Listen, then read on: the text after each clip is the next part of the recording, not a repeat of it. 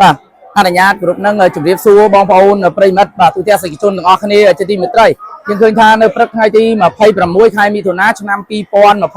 នេះមានការតាំងពិព័រណ៍បាទរបស់ស្នាដៃសិស្សបាទនៅវិទ្យាល័យបឹងតបែកបាទដែលមានការចូលរួមពី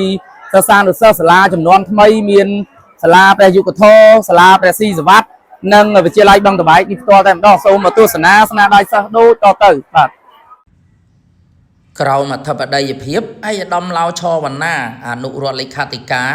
និងជាតំណាងដោយខ្ពង់ខ្ពស់ឯកឧត្តមបណ្ឌិតសភាចាហងជួននរុនឧបនាយករដ្ឋមន្ត្រីនិងជារដ្ឋមន្ត្រីក្រសួងអប់រំយុវជននិងកីឡានិងមានការអញ្ជើញចូលរួមពីឯកឧត្តមលោកជំទាវលោកគ្រូអ្នកគ្រូសិស្សានុសិស្សជាច្រើនផងដែរក្នុងឱកាសនេះផងដែរឯកឧត្តមគណៈអធិបតីក៏សូមកោតសរសើរនៅបងប្អូនសិស្សានុសិស្សដែលខិតខំបង្ហាញនៅស្នាដៃរបស់ខ្លួននិងលើកទឹកចិត្តឲ្យបងប្អូនបន្តការខិតខំពង្រឹងសមត្ថភាពបន្ថែមទៀត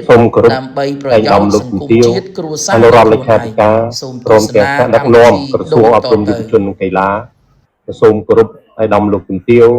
សមាជិកានៃក្រុមប្រឹក្សាបាលថ្នាក់ជាតិក៏ដូចជាក្រុមប្រឹក្សាវិបាលថ្នាក់រាជធានីក៏ដូចជាសូមគោរពលោកស្រីដែលជាដៃគូអភិវឌ្ឍក៏ដូចជាសូមគោរពលោកស្រីដែលជាប្រធានគណៈគ្រប់គ្រងលោកគ្រូអ្នកគ្រូក៏ដូចជាគោរពជាមួយនឹងអាជ្ញាធរដែនដីហើយក៏សូមស្វាគមន៍នៅលទ្ធផលរបស់សិស្សានុសិស្សសម្រាប់ថ្ងៃនេះផងដែរ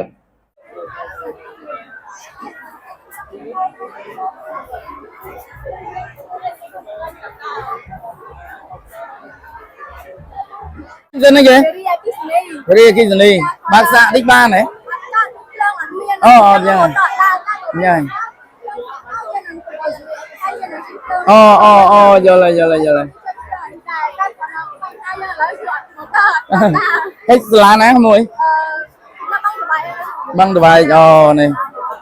Kisney tiếp trong rồi ôn sang được sao băng đùi con mùi ai năng này xin chào bác không ô vềให้สบู่เบากับอาอุปโอนสอยฉนอนทำไมวิทยาลัยประสิทธิ์วัดเวอร์